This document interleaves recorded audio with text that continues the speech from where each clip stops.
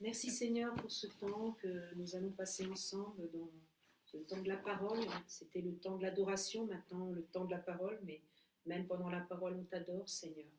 Et je veux vraiment te rendre grâce, te remercier pour ce message que nous avons préparé avec Christophe, Seigneur, parce qu'on veut vraiment être ta parole, Seigneur. On veut vraiment dire les choses que tu as envie qu'on dise aujourd'hui, Seigneur, et vraiment que ce soit que ta parole à toi, Seigneur, seulement ta parole. Merci, Seigneur, de la travailler encore dans nos cœurs à chacun. Et vraiment, on sait que pendant l'adoration, tout a été préparé déjà.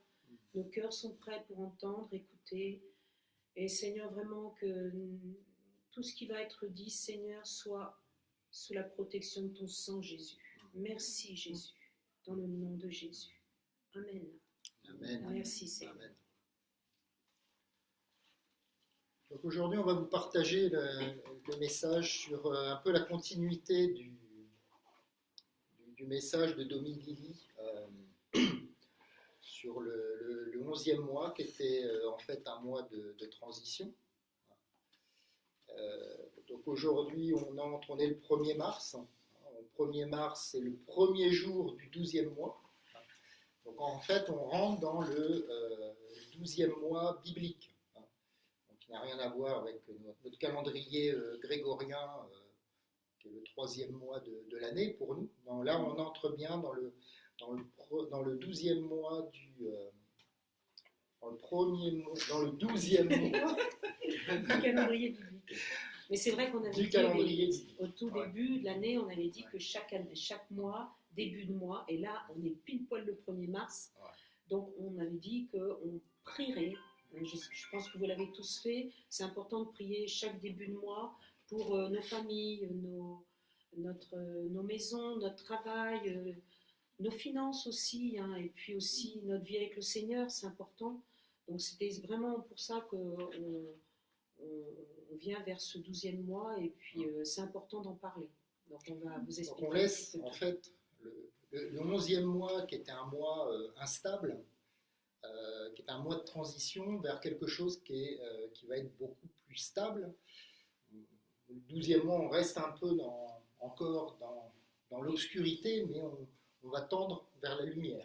Donc ça, c'est plutôt la bonne nouvelle du jour et du mois. Donc en fait, nous, on s'est posé deux questions, hein, tout d'abord.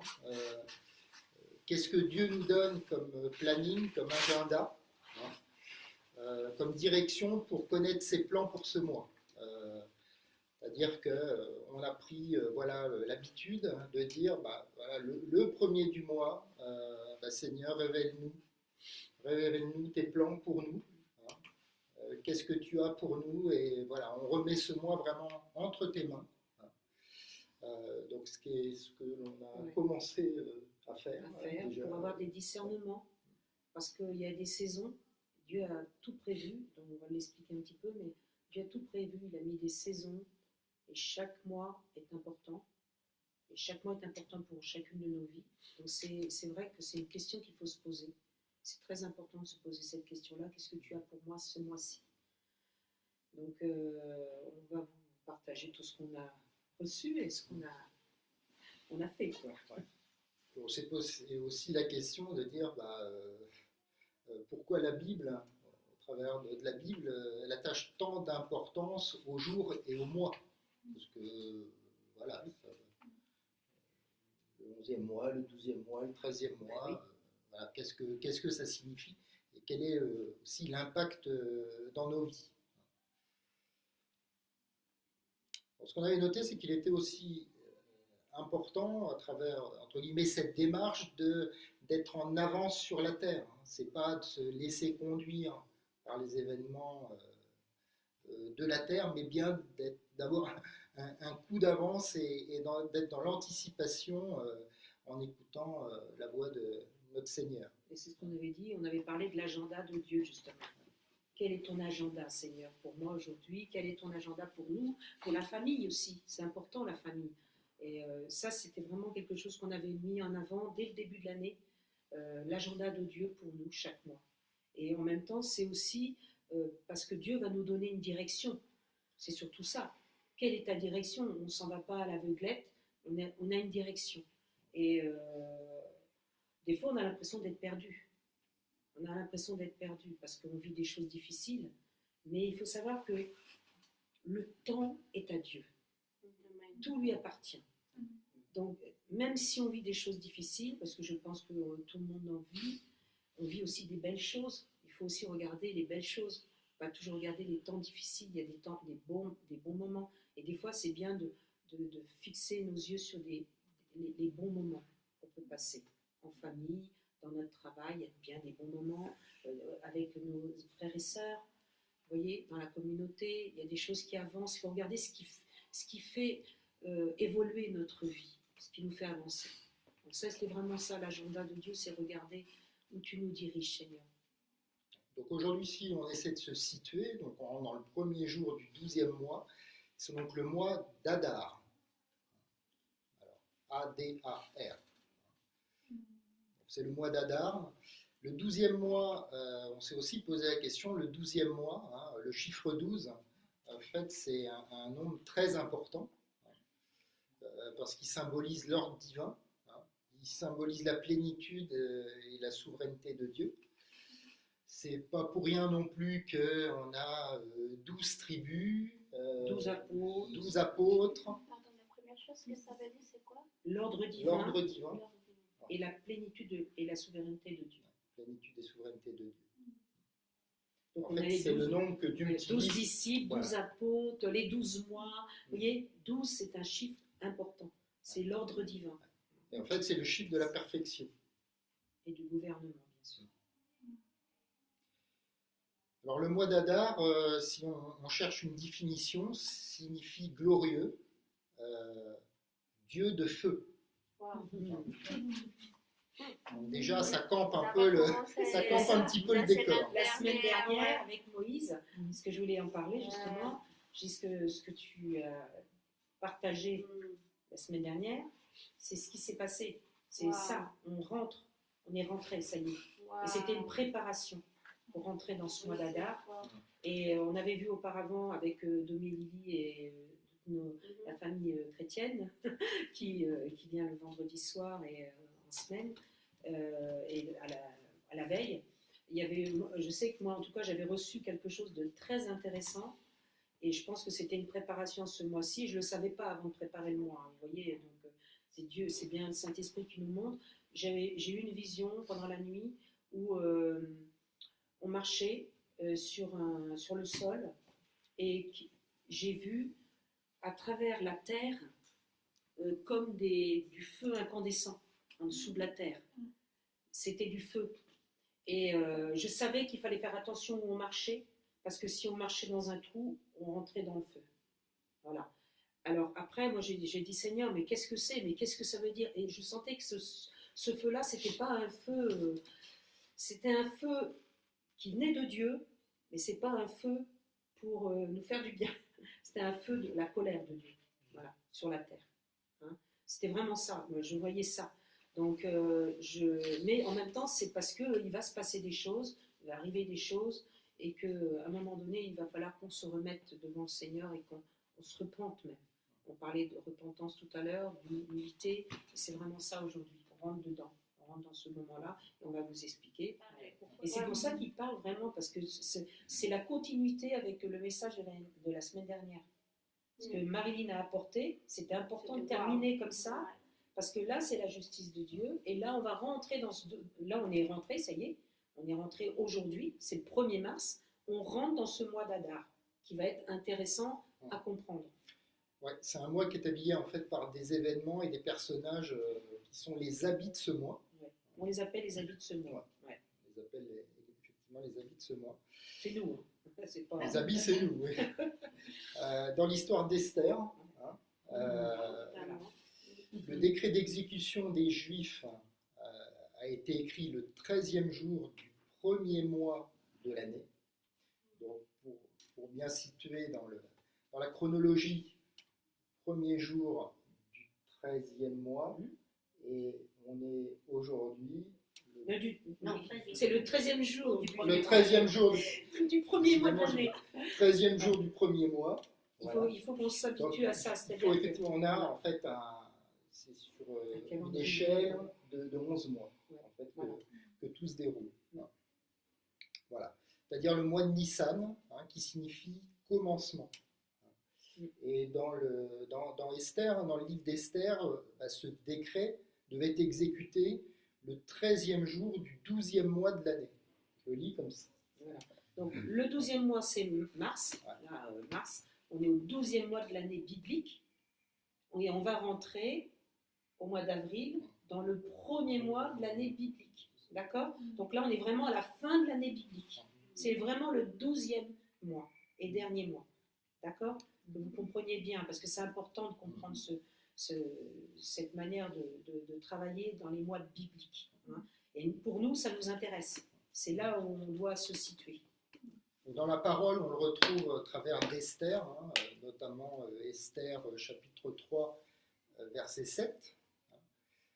Au premier mois, qui est le mois de Nissan, la 12e année du roi Assuérus, on jeta le pur, c'est-à-dire le sort. On expliquera après pourquoi. Donc, on jeta le pur devant Aman pour chaque jour et pour chaque mois, jusqu'au 12e mois, qui est le mois d'Adar, avec l'objectif de détruire le peuple juif.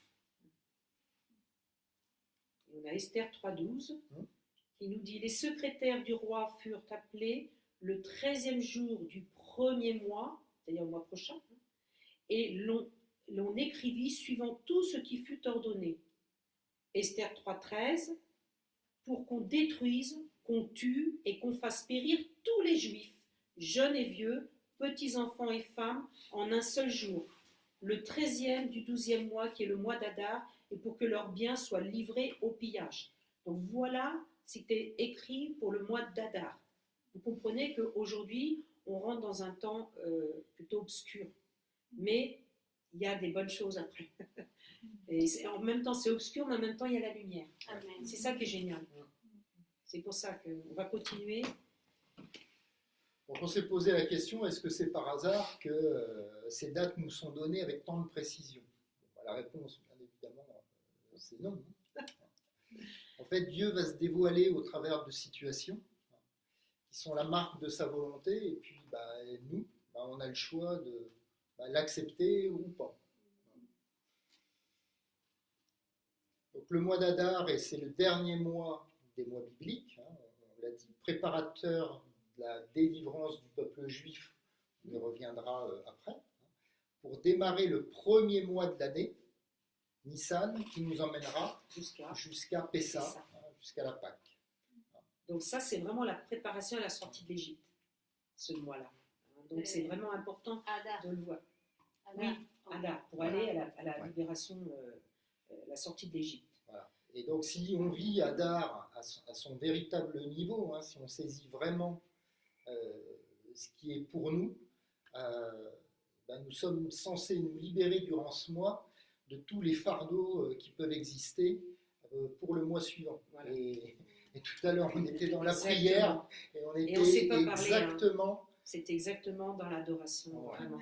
On était contents parce que vraiment le Saint-Esprit a vraiment mené la danse jusqu'au bout, parce qu'on ne s'était pas concertés, tous les quatre, au niveau de l'adoration. Et vraiment, c'était un temps fort et ça nous a vraiment permis de voir que le Saint-Esprit est vraiment au contrôle.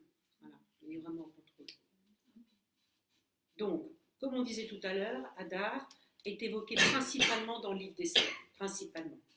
On en parle dans 2 autres livres, mais très brièvement. Mais là, le livre d'Esther, c'est vraiment le mois d'Adar.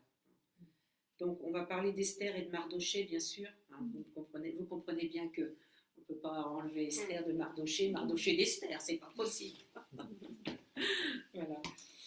Donc, quel est le personnage central dans cette histoire, d'après vous? Qui c'est le personnage principal? Le personnage vraiment principal pour vous? On va vous donner la réponse. Mardochée? Non. Esther? Non. C'est Dieu. Mais oui, parce qu'on s'est posé la question, on s'est dit, mais c'est qui le personnage principal dans l'histoire? Mais en fait, c'est Dieu. Et pourtant, comme on disait, il n'est jamais mentionné dans le livre d'Esther, Dieu. On ne voit jamais de mentionné. Vous avez qu'à lire toute l'histoire d'Esther, Il n'est jamais mentionné dedans, mais c'est quand même le personnage principal de l'histoire. Et c'est en fait une incitation à rechercher la main de Dieu en arrière-plan. En fait. Et c'est ce qu'on vit en ce moment. C'est ce qu'on vit. Il faut vraiment vivre ce plan parfait de Dieu il va nous montrer quelque chose de merveilleux, et j'en suis sûre. Donc attendons-nous à vraiment avoir des choses qui vont se passer. Même si on vit dans des temps difficiles et des temps obscurs, on va vivre des choses merveilleuses. Donc, dans l'histoire du livre d'Esther, en fait, le livre s'ouvre sur 2 banquets raffinés, organisés par le roi de Perse, Assuérus, pendant 187 jours. Il ne faisait pas semblant quand il faisait des banquets. 187 jours, donc quasiment 6 mois de bonbons. Et tout ça pour afficher sa splendeur et tout. Ouais. C'était vraiment... Donc à la face du monde, tu affiches toute ta splendeur. On en voit certains aussi aujourd'hui. On voit que dans la vie d'aujourd'hui, on résume un peu les choses.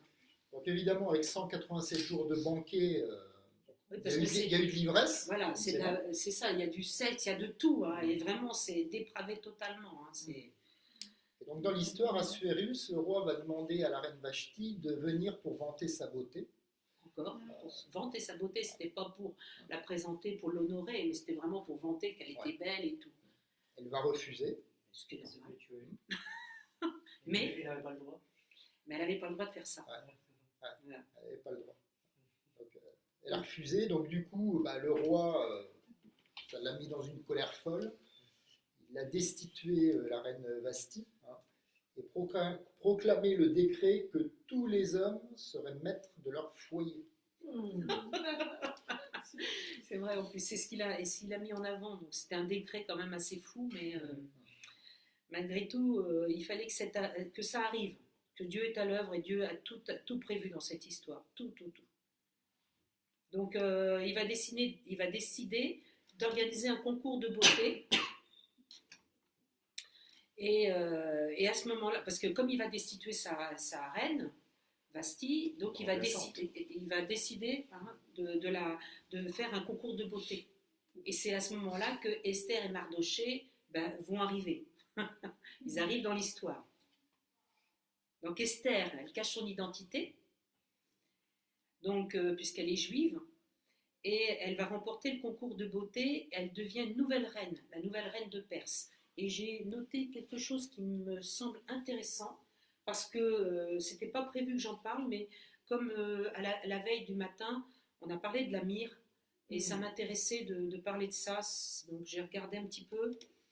Donc déjà, Esther, ça veut dire étoile, ça veut dire ce mot-là, mais elle s'appelait, avant de s'appeler Esther, parce que c'est les maîtres qui ont voulu l'appeler comme ça, elle s'appelait Hadassa. Hadassa signifie myrte. C'est pas la myrrhe, c'est myrte. Myrte en hébreu. Donc myrte, ça symbolise la générosité divine, ça symbolise aussi le peuple d'Israël, le peuple courageux et beau. Et donc ça parle quand même.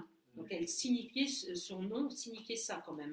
Donc ça parle encore du peuple juif, vous voyez, du peuple d'Israël. Et même la myrte, les mages, on a offert à la naissance de Jésus. Ça, c'est la myrte. Donc, c'était pour mettre un petit peu un accent sur Esther. Et puis après, dans l'histoire d'Esther, il y a eu les parfums. Il a fallu que les femmes, il fallait que chaque jeune fille aille à son tour. Donc, elles allaient chacune leur tour vers le roi Assuérus. Et avant, il fallait d'abord qu'elles soient préparées pendant 12 mois. Donc, elles s'acquittaient de ce qui était prescrit aux femmes pendant ce temps. Elles prenaient soin de leur toilette. C'est-à-dire que pendant 12 mois, donc on a encore le chiffre 12, vous voyez, on a encore le chiffre 12 dans cette histoire. 6 mois avec de l'huile de myrrhe, il fallait qu'elles se baignent dans l'huile de myrrhe, elles se préparaient dans cette huile, et 6 mois avec des aromates et des parfums. Tout ça, ça durait 1 an. Donc elles avaient 1 an de préparation pour se présenter au roi. Et elles ne se présentaient pas elles-mêmes.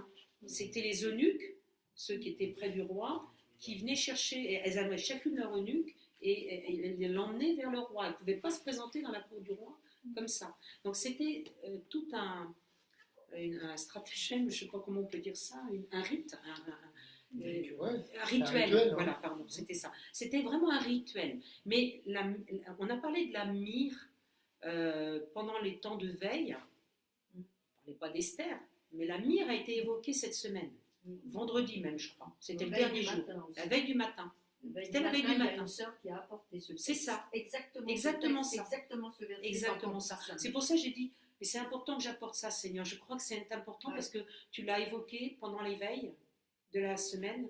Donc ça veut dire qu'il y a quelque chose à dire et il y a quelque chose il y a besoin de parler au cœur à travers la myrrhe. Et la myrrhe, c'est vraiment une préparation pour se présenter devant le roi des rois aussi. Vous voyez, c'est parce que toute l'histoire d'Esther, elle reflète ça en fait. Elle reflète Jésus, le roi, vous voyez, et tout ça. Et ça reflète aussi l'Apocalypse. Qu'on le veuille ou non, si on explique bien les choses, ça peut refléter. C'est ce que le roi mage aussi apporte. Oui, alors le roi mage, alors il y a une différence entre la myrrhe et la myrte. D'accord, hein. Là, le parfum de la myrrhe, c'est pour se préparer. Hein, c'est pour la myrte, c'est différent. La myrte, ça va être plutôt, ça va symboliser le peuple d'Israël. Vous voyez, donc il y a myrte, M-Y-R-T-E, qui symbolise le peuple d'Israël, et c'est Hadassa, donc Esther, qui portait le nom d'Hadassa, qui représente le peuple d'Israël. Vous voyez. Et à côté de ça, ensuite Esther, une fois rendue chez le roi, puisqu'elle a été choisie pour être une des plus belles femmes du royaume, du roi. Ça représente l'Église aussi, hein, Esther. Hein. Et elle a dû mettre ses parfums sur elle. Et ça, les parfums, c'est différent. Ça va symboliser quelque chose d'important, je l'ai vu. Il est obligatoire qu'Esther et toutes les autres femmes du harem passent la première moitié des 12 mois à travailler sur donc la myrrhe, ce qui représente la purification. Ça représente la guérison. On a parlé de la guérison tout à l'heure, mais vraiment c'est fort, mais c'est conduit. Et on a parlé aussi de la restauration. Donc ça, vraiment, j'ai dit Seigneur, merci, parce que je l'ai eu que ce matin, ça. J'ai étudié ça ce matin, parce que le Seigneur m'a parlé cette nuit, et j'ai vraiment senti qu'il fallait que je parle de ça. Voilà. Donc c'est important, vous voyez, on parle du peuple d'Israël à travers Hadassa, mais on parle aussi de la myrrhe pour se purifier, pour pour recevoir la guérison et la restauration. Donc on est dans ces temps-là, ce mois-ci vraiment, on va vraiment vivre des choses intenses au niveau de la purification, la guérison et la restauration. Alors, autre personnage central du livre d'Esther, c'est Mardochée, bien sûr, hein, qui dans l'histoire surprend une conversation. Mardochée, il est assez stratégique, hein, c'est-à-dire qu'il est placé toujours là où il faut, hein, dans l'histoire, et il surprend une conversation de deux officiers qui complotent en fait pour organiser l'assassinat du roi. Et le complot en fait est déjoué par Mardochée, hein, qui en informe Esther, qui elle-même va en informer le roi. Hein. Donc à cette occasion, Mardochée, bien évidemment, de la part du roi, reçoit les honneurs pour avoir déjoué le complot et puis sauver la vie du roi.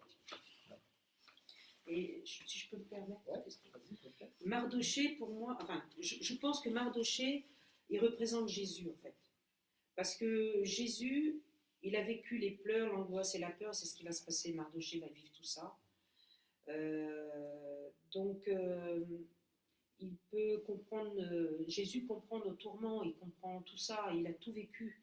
Donc, dans l'histoire de Mardochée, on peut dire que Mardochée, il reflète un peu Jésus, vous voyez, dans l'histoire. Il y a aussi... moi, je vois aussi Jésus au niveau du jardin de Gethsémanée. Vous voyez, quand Mardochée va mettre son sac de cendres, parce qu'on n'a pas lu l'histoire, mais on voulait vous résumer un peu l'histoire, mais on va vous apporter des petites choses supplémentaires à fur et à mesure qu'on avancera dans notre message. Parce que à Gethsémanée, Jésus, il a vécu des choses lourdes. Parce qu'il a dit à un moment donné, il disait à son père, « Mon père, s'il n'est pas possible que cette coupe s'éloigne de moi sans que je la boive, que ta volonté soit faite. » C'était très dur pour Jésus. Il savait ce qu'il allait endurer, ce qu'il allait vivre. il fallait qu'il porte, qu'il endure nos coups, les coups, les injures, les fouets, la crucifixion, vous voyez, les crachats, porter les péchés de chacun, c'est ce qu'il a enduré. Et dans cette histoire d'Esther, Mardochée fait partie, moi, il représente. Parce que tout au long de l'histoire, Mardochée, quand on voit comment, quand il va comprendre ce qui va se passer avec Aman, il va vraiment être dans un temps d'humiliation. C'est terrible, parce que Aman va donner un décret très très lourd. C'est tuer le peuple juif, complètement l'exterminer. Et Aman, c'est le numéro 2. Après Assuérus, en fait, c'est la fonction de Premier ministre Voilà. aujourd'hui. Vas-y, continue. Alors, on va parler d'Aman maintenant. Pourquoi a-t-il décrété d'exterminer le peuple juif? C'est la question. On sait que le peuple juif, c'est en fait le peuple sacré, un peuple qui a été mis à part, qui est sanctifié. Et Dieu avait besoin d'un peuple pour envoyer en fait son Messie, un peuple qui soit en possession d'une terre aussi, et d'un pays pour sa première et sa deuxième venue, d'un peuple qui soit dans l'attente de cet événement, et puis un peuple choisi qui connaisse Dieu, et un peuple à qui Dieu a donné sa loi et les alliances de sa promesse. Dans l'évangile de Jean, il nous est dit que le salut vient par les Juifs, que la destinée de son peuple, c'est de préparer la venue de son Fils, Jésus, pour expier notre péché. Donc le diable, lui, il savait que qui devait lui écraser la tête, et que celui qui devrait lui écraser la tête, il naîtrait dans ce pays d'Israël. Et ensuite, dans l'histoire, Mardochée a fait un affront à Aman, en fait en refusant de s'agenouiller devant lui, puisqu'il avait la fonction Aman de numéro 2. Et le fait de refuser de s'agenouiller devant Aman, ça a mis Aman en furie, d'autant plus qu'il a découvert ensuite que Mardochée était juif. Et c'est encore Mardochée, vous voyez, Mardochée, il a refusé de s'agenouiller devant Aman. Il a pris une position. Et ouais, il a pris une position. Et ça nous a fait penser, à l'histoire où le diable va entraîner Jésus jusqu'à la montagne pour s'agenouiller devant lui, pour lui promettre tous les royaumes, etc. Jésus ne s'est jamais agenouillé devant le diable, bien entendu, parce qu'il a été jusqu'au bout. Mais vous voyez, Mardochée vit aussi ce genre de choses-là. Il faut s'imaginer à cette époque-là que le peuple juif, déjà, il n'est pas dans son pays, ils sont quand même dans un endroit qui n'est pas c'est pas chez eux, ils sont chez les Perses, et que le peuple juif est quand même quelque part tranquille, il vit tranquillement dans cet endroit-là, sauf qu'à un moment donné, à cause d'un Aman, qui représente le diable quelque part, se décide de détruire, mais carrément éradiquer ce peuple. Imaginons à cette époque-là, le peuple sait que dans 12 mois, parce que c'est au mois de Hadar, c'est 12 mois plus tard, c'est-à-dire qu'il demande à ce que le Hadar prochain, il soit complètement détruit. J'avance un petit peu, je ne sais pas. Et en fait, vous imaginez qu'ils sont en train de mettre dans leur tête, de se mettre dans la tête, qu'ils vont être un an à se dire, pendant un an, ils vont se dire, mais on va être détruits. Parce que ça rigolait pas à cette époque-là. C'était pas un moment de rigolade. Donc c'est vrai que c'est important de voir que Mardochée, il faut s'imaginer, voilà, le personnage. Et d'ailleurs, Aman avait en fait rédigé un décret où il était dit que le 13e jour d'Adar, tous les Juifs mourront. C'était quand même quelque chose de fort. Hadar, c'est aussi dans la tradition la date du décès de Moïse, mais en même temps la date de sa naissance. Oui, c'est au niveau de la tradition. C'est ce qu'ils disent les Juifs. Donc c'est la tradition. Donc il y a quand même beaucoup de dates très importante et significative dans Hadar par rapport à Moïse, dès ses naissances. Le 13e jour d'Hadar, le décret d'extermination des Juifs. Voilà. Et justement, ce qui va encourager les Juifs, c'est qu'ils savent que... Parce que Haman, il est content, lui, d'avoir mis le décret à cette date-là, le 7 de Hadar. Il est content parce qu'il sait que Moïse est mort à ce moment-là. Donc ça va faire mal aux Juifs. Sauf qu'il ne sait pas que le 7 d'Hadar, c'est aussi la naissance de Moïse. Ce qui va être un très bon point pour les Juifs. Dieu va tout retourner. Dieu va retourner toute cette situation. Parce que les Juifs, eux, ce qu'ils voient, c'est la naissance de Moïse. Ce n'est pas la mort de Moïse. Donc ça va les encourager pour la suite.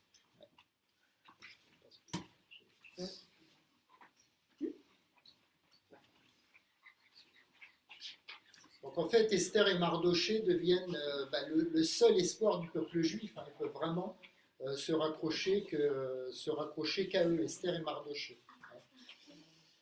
Esther va être aussi dans l'obligation de révéler son identité juive au roi pour faire annuler le décret. Donc c'est vraiment des stratégies qui ont été mises en place par Esther et Mardochée. Esther révèle son identité juive. C'était le seul moyen de pouvoir annuler le décret qui était en place à ce moment-là, parce que le roi Assuérus refusait, et Haman, Premier ministre, refusait d'annuler le décret. Donc en fait, le plan d'Esther, c'est de se présenter devant le roi sans avoir été convoqué. Il faut savoir qu'à l'époque, il fallait, pour se présenter devant le roi, créer une convocation. Donc en fait, la stratégie... Sinon, c'était la mort assurée. Sinon, c'était la mort assurée. Donc la stratégie, c'était de se présenter devant lui sans être convoqué. Et pour cela, poursuite de sa stratégie, c'est d'organiser un premier banquet où elle invite le Haman et le roi.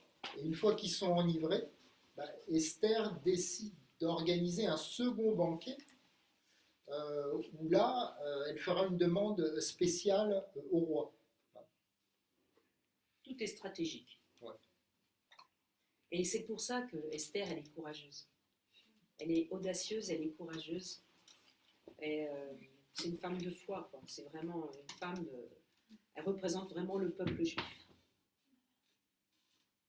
Donc, en partant du banquet, Haman, là, va voir Mardochée dans le premier banquet. Au premier banquet, quand il part, Haman va voir Mardochée dans la rue et va demander d'ériger une potence pour lui, parce qu'il est en colère, il ne supporte pas Mardochée, mais il ne supporte pas Mardochée, comme certains ne supportaient pas Jésus.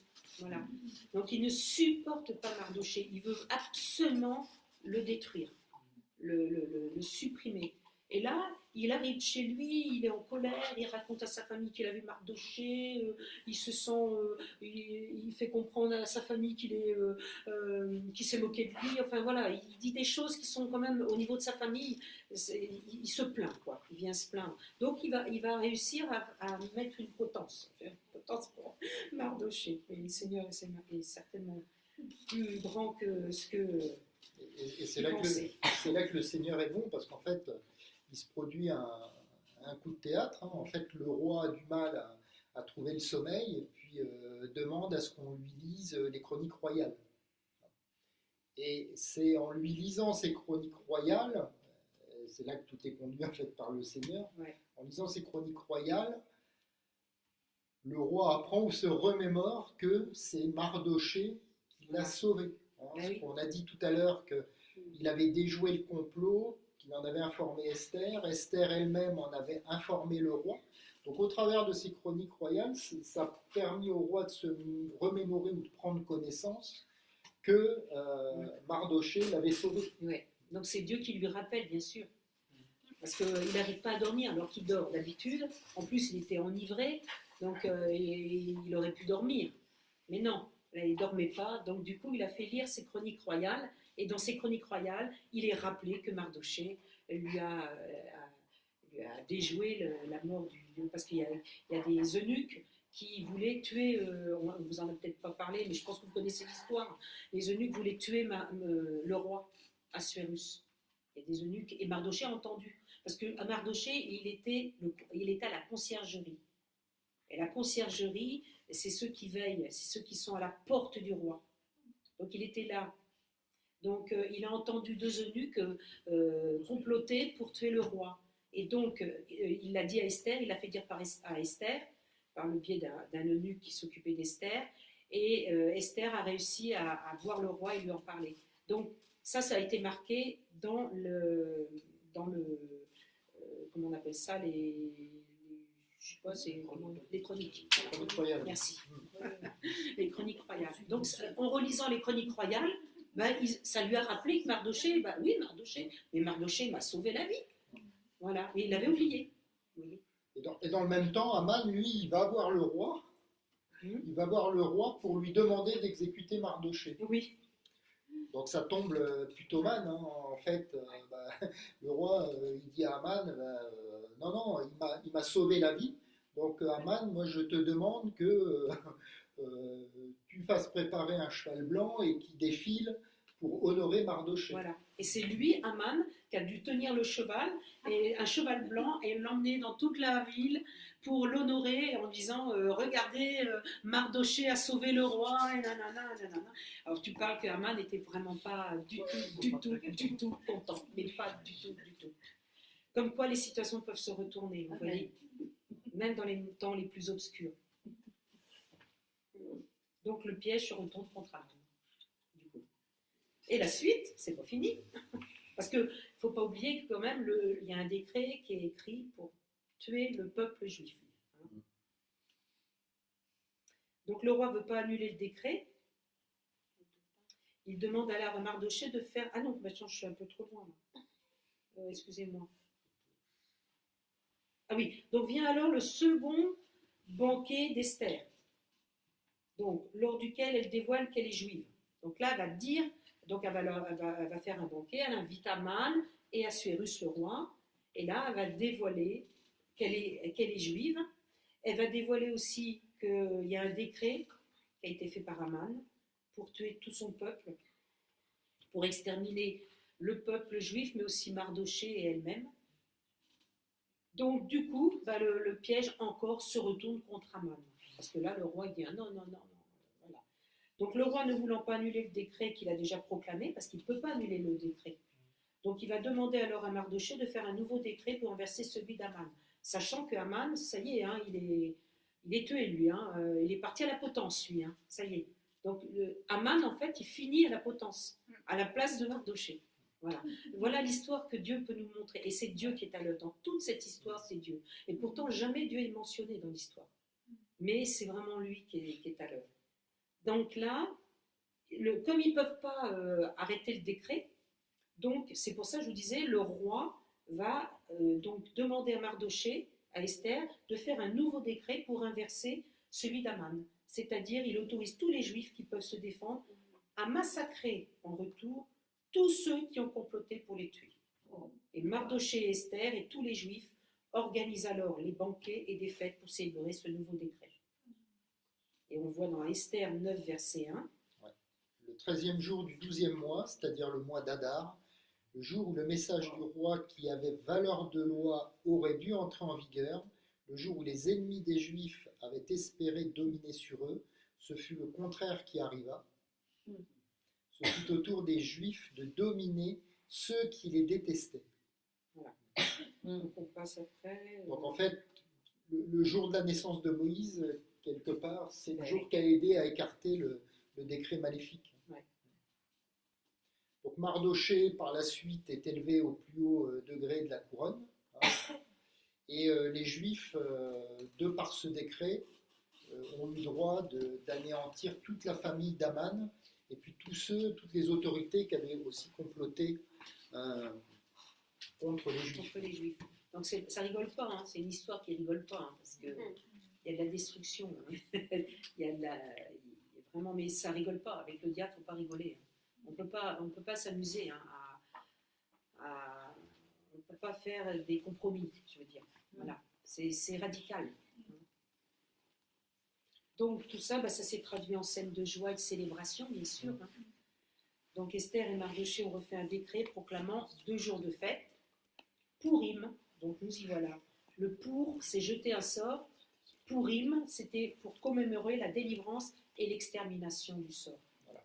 Et depuis cette date, ces 2 jours de fête qui sont décrétés perpétuellement. Et ce mois d'Adar, aujourd'hui, il est considéré comme il est associé à la délivrance et à la joie. Il est associé à ça, la délivrance et la joie. Voilà. Donc Adar fut le dernier mois que le peuple juif passa en Égypte avant l'Exode aussi. Ça, c'est important. Et la joie d'Adar ouvre à une joie encore plus grande. Les miracles de Pessah, on va arriver à la mois d'avril.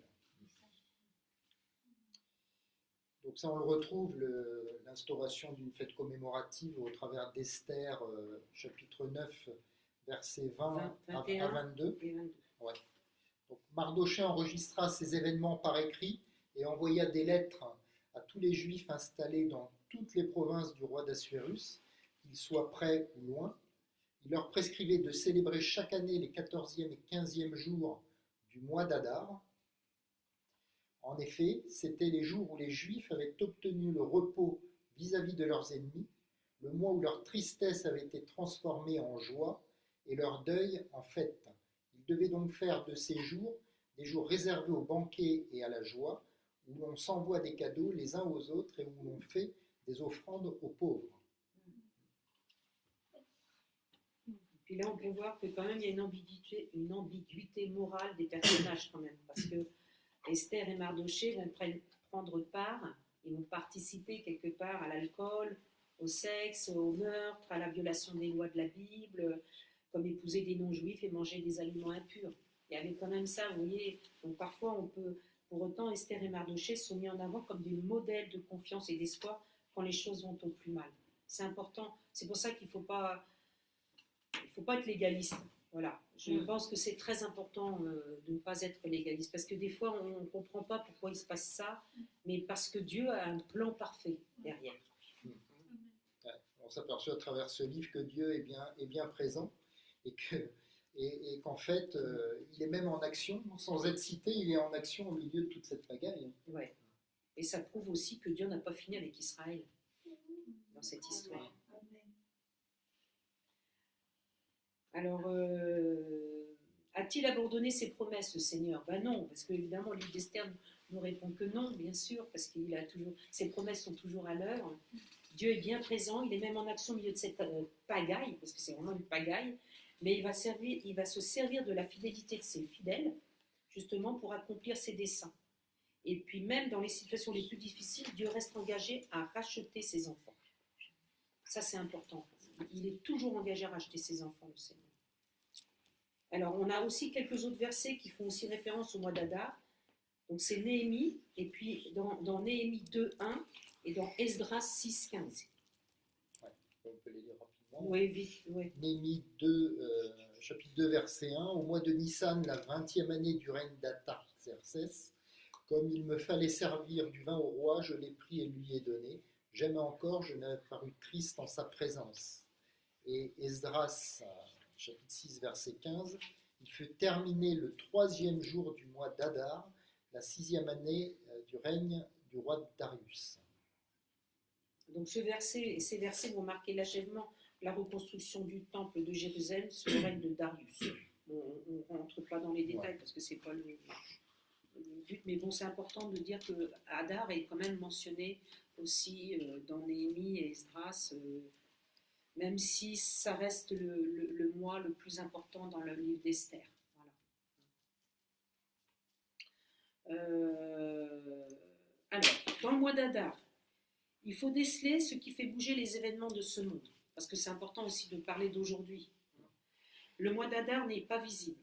C'est l'obscurité qui va dominer. La lumière divine n'est pas encore présente sur terre. Parce que c'est le mois d'Adar, c'est quand même très obscur. Ça parle de meurtre, vraiment de tuer un peuple entier. Qu'est-ce qu'on voit en ce moment? C'est aujourd'hui ce qui se passe. Hein. Donc on est vraiment... mais nous sommes quand même dans un mois de délivrance. Parce que le Pourim est à 30 jours jusqu'à Pessah. Donc il y a 30 jours qui va jusqu'à ce que Pessa arrive. Donc c'est du 13 au 13 normalement. Du 13 du mois d'Adar au 13 du mois de Pessa. 13 mars, 13 avril. Voilà. Et donc, Adar, c'est aussi, pour ce qu'on reçoit, c'est aussi sortir de ses pensées, c'est-à-dire du système. Sortir du système. Ce mois-là, c'est vraiment sortir du système. Des pensées qu'on a, ça peut être Babylone, hein, ça peut être aussi est-ce qu'on est bien sorti d'Égypte, vous voyez, toutes ces choses-là, il faut se poser la question sur ce mois-là. Le mois d'Adar, c'est la fin de l'esclavage aussi, avant de rentrer dans la présence divine sur terre, c'est la fin de l'esclavage quand même. C'est vraiment aussi quelque chose qu'il faut repérer. Et pour ne pas tomber dans la dépression, de l'obscurité, il faut entreprendre des choses qui font revenir à la vie. C'est-à-dire, c'est là que tu dois augmenter le volume de ta foi. Moi je dis volume parce que des fois, la foi, alors ça me fait penser à quand on augmente le volume du son. Ben c'est ça, le volume de la foi, c'est pour détendre l'atmosphère. Et j'ai expliqué hier par rapport à ce que j'ai vécu dans mon travail hier. C'est vraiment détendre l'atmosphère, c'est être joyeux, respirer, penser que Jésus a tout accompli pour toi et qu'il vit en nous. Et juste une petite aparté rapide, parce qu'on a tellement de choses à dire, mais bon, on va essayer de faire vite. Hier, moi, juste en partant de chez moi, je savais que j'avais réunion au bureau, et au bureau, il y a des gens qui ne sont pas faciles. Et pour ma responsable, c'est des fois difficile et des fois, elle s'emporte. Et je lui avais conseillé, je dis surtout, essaye de ne pas t'emporter parce qu'ils s'amusent. C'est des gens qui s'amusent à ce qu'elle s'emporte. Et j'ai prié comme ça, je dis, Seigneur, on transporte ta vie en nous. On transporte ton atmosphère, cette atmosphère du ciel, elle est avec nous. J'ai fait que cette atmosphère que je transporte avec moi, c'est toi, qu'elle aille dans ce bureau et que vraiment il y ait quelque chose qui se passe. Et effectivement, en fin de journée, vraiment c'était super. Même ma responsable, l'assistante a fêté son anniversaire, donc elle avait amené une petite bouteille, on a bu un petit verre. Et ce qui s'est passé, c'est que ma responsable devait partir. Je dis, écoute, pars, il n'y a pas de souci, je vais aider Sylvie à ranger. Mais au moment où elle est partie, elle m'a dit, ah là là, c'était bien aujourd'hui, c'était bien, tout le monde était calme. Tout le monde était vraiment, ça s'est bien passé avec les gars, parce qu'il y a 2 garçons qui sont, il la provoque beaucoup et tout, et ça s'est bien passé, vraiment, ils ont été gentils, Nicolas et Jocelyn. J'ai rien dit, mais en moi-même, j'ai dit, mais merci Seigneur, merci, parce que vraiment, ça s'est bien passé. Et là, c'est là que je dis, l'atmosphère du ciel est là. Et je pense que le mois d'Adar, c'est ça. On transporte l'atmosphère du ciel avec nous. Amen. Et c'est ça qu'il faut regarder. Même si on est dans l'obscurité, on transporte. On a Jésus en nous. Amen. Voilà, il faut regarder à ça. Donc depuis le 28 février, donc hier. Donc depuis hier, il se produit une chose, c'est en fait un alignement. Alors déjà un alignement, on va dire cosmique, hein, c'est-à-dire les planètes. Ouais. Il y avait 6 planètes qui étaient alignées, il en manquait une, c'était Jupiter, donc la 7e. Et donc ce 28 février, on a eu en fait un alignement parfait. Oui. C'est la première fois depuis des milliers d'années. Et d'ailleurs, hier soir, on a vécu lors du temps qu'on a passé ensemble hier soir, on a vraiment vu la confrontation de 2 royaumes. C'est-à-dire le royaume de Dieu ici et en face, parce que ça s'appelle la guinguette du soleil. Donc, d'un côté, c'est le soleil, mais côté, on va dire, astrologie, qui est pas avec bon, la musique. Et de l'autre côté, l'alignement que l'on vit, qui est plutôt astronomique, vrai, hein. Et qui est plutôt bon. Ouais. Et là, vraiment, on a vécu un temps fort hier.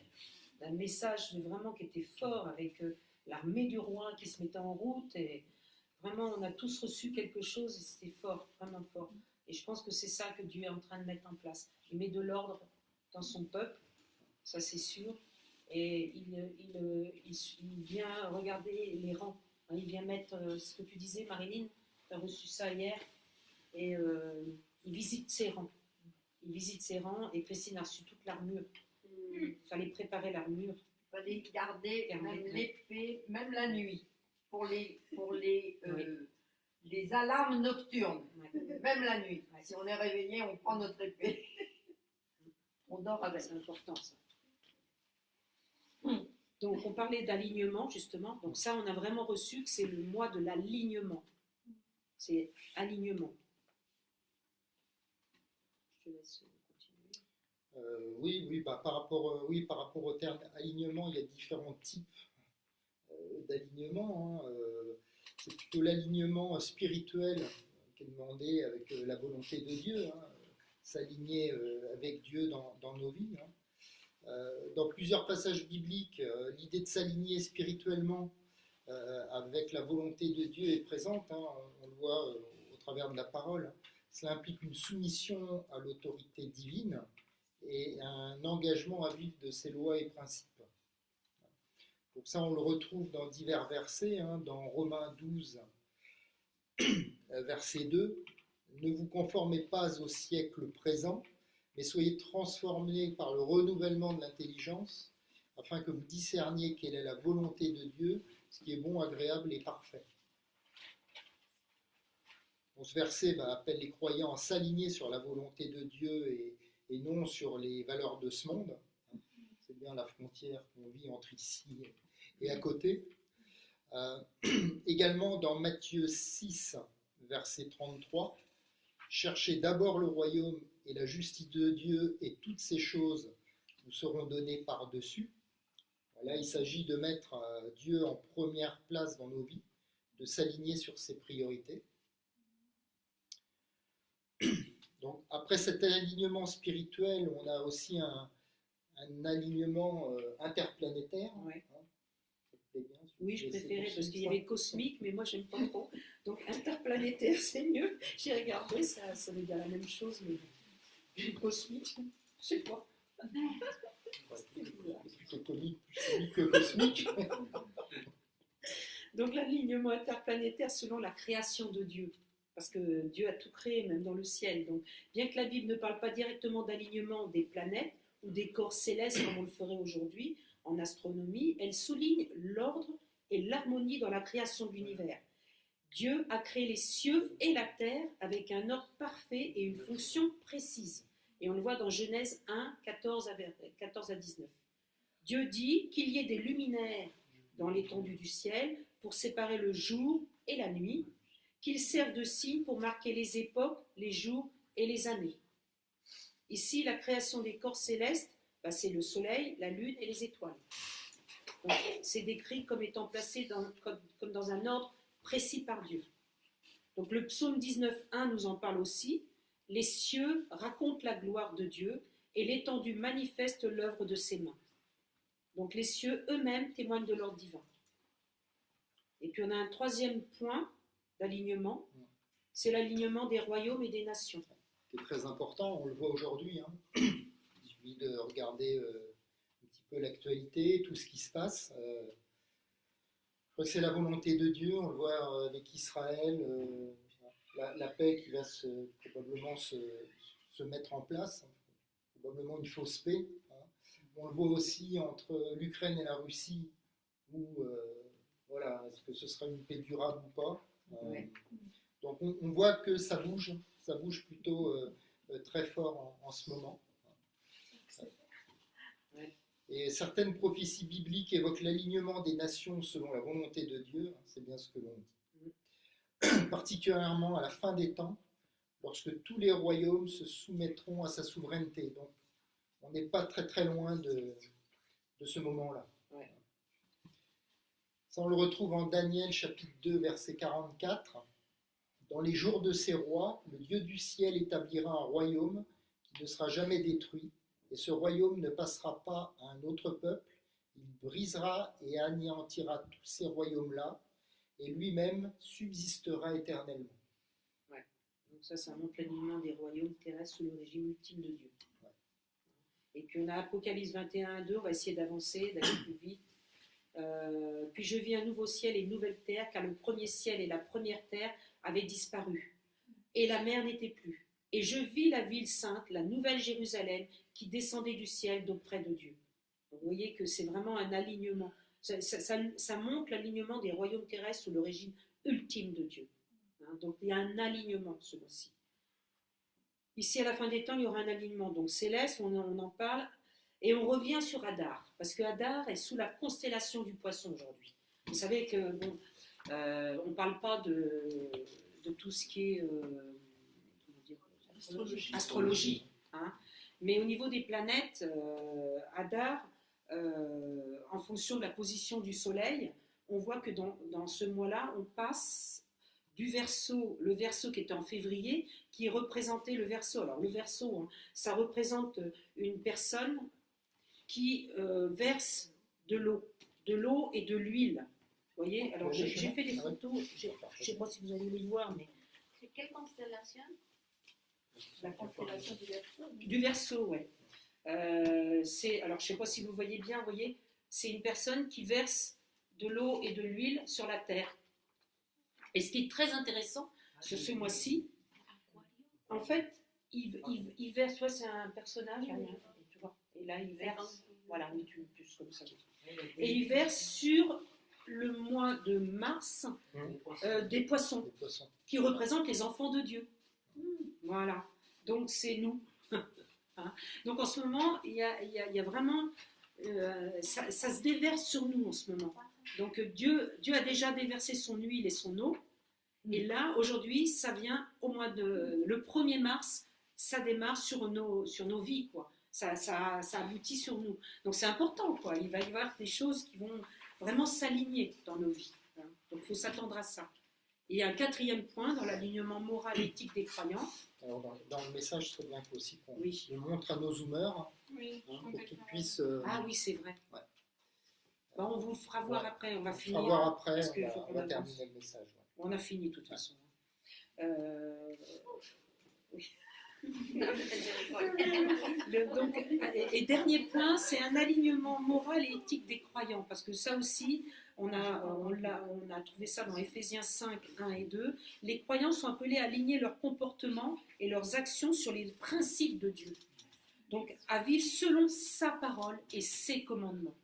Et Éphésiens 5, 1, 2 nous en parle bien. Soyez donc les imitateurs de Dieu, comme des enfants bien-aimés, et marchez dans l'amour, comme Christ nous a aimés et s'est donné lui-même pour nous, en offrande et en sacrifice à Dieu, comme un parfum de bonne odeur. Un parfum de bonne odeur. Éphésiens 5, versets 1 et 2. Donc cet appel à l'alignement avec le caractère et l'amour de Dieu est fondamental dans la vie chrétienne. C'est fondamental. Voilà. Donc ce principe d'alignement se trouve tout au long des Écritures. En conclusion, c'est ce que l'on peut dire, que ce soit dans le respect des lois de Dieu, dans l'ordre cosmique, de la création ou dans les prophéties concernant la fin des temps. Voilà, parce que ça nous concerne vraiment. Donc voilà, on a fini. Donc, vraiment, si on doit résumer, on était au 11e mois dans une période de transition. On a passé cette période de transition pour arriver en Hadar, qui est un mois un petit peu plus stable que le 11e mois, qui était un mois instable. Pour autant, on est toujours dans l'obscurité au cours de ce mois, mais il y a un alignement qui s'opère pour aller vers la lumière qui va nous projeter après vers Nissan et vers Pâques. Voilà. C'est ça. Voilà, c'est ça. Donc, et puis il faut penser quand même à l'actualité d'aujourd'hui. On a le Ramadan qui a commencé déjà, donc le Ramadan est déjà démarré. Le vote de l'Amérique et l'Israël contre la proposition de l'Ukraine à l'ONU qui condamne l'invasion russe. Voilà. Et puis il y a aussi le pape. Le pape, comme par hasard, le pape, c'est un Argentin. Et il y avait quand même des choses assez lourdes en Argentine. Alors je ne sais pas si... peut-être l'Argentine, parce qu'on a vu qu'il y avait des choses lourdes en Argentine. Et en fait, les Argentins, ils pleurent leur pape, ce qui ne va pas bien. Voilà. Donc tout ça, c'est de la lourdeur, l'obscurité, des choses obscures qu'il faut savoir qu'il y a dans l'air en ce moment. Donc, il faut se protéger, quoi. Voilà, il faut vraiment regarder à ce mois d'Adar et voir comment on peut améliorer ces 30 jours qu'on va passer, sachant qu'on est arrosé, on est arrosé par cette eau et cette huile qui vient du ciel, quoi. Voilà. Et on commence à le voir dans ce mois, ça a déjà commencé un peu le mois dernier, mais ça continue sur ce mois-là, où des situations qui étaient bloquées se débloquent. sans entrer dans le détail, Oui. des signatures, des projets qui avancent. Et on voit vraiment que sur ce mois de mars, pour le vivre, il y a une concentration d'éléments positifs qui commencent à voir le jour. Vraiment. Amen. Ce mois-ci, il y a des ouvertures, vraiment, je crois vraiment. Et pour le Seigneur, alors merci Seigneur pour ce que tu fais dans nos vies, Seigneur, merci aussi pour ce que tu vas faire dans chacune des vies. Vraiment que ces semences que tu as plantées aujourd'hui dans le cœur de chacun prennent vraiment qu'elles soient arrosées surtout, et puis qu'elles puissent grandir et devenir des beaux fruits, Seigneur. Merci, Papa, pour ton amour, ta présence dans nos vies, Seigneur, parce que je sais qu'on a tous faim et soif de toi, et que ce mois d'Adar, on va vivre des choses intenses, et on doit s'attendre à quelque chose de toi, Seigneur. On doit s'attendre à quelque chose de toi. C'est une préparation pour aller jusqu'à la Pâque, et c'est vraiment, on veut se préparer, Seigneur. On veut se préparer dans ton amour, mais aussi dans la correction également. Seigneur, en tout cas, je sais, Seigneur, que notre cœur, c'est d'accepter d'être corrigé, même si des fois c'est difficile, mais on sait que quand nous sommes corrigés, à un moment donné, on se rend compte que tu as fait de grandes choses dans nos vies. Alors merci, Seigneur, pour ces cœurs obéissants que nous sommes tous, et merci pour tout ce que tu vas continuer à faire pendant ce mois-ci. Amen, amen. Amen. Soyez tous bénis. Amen.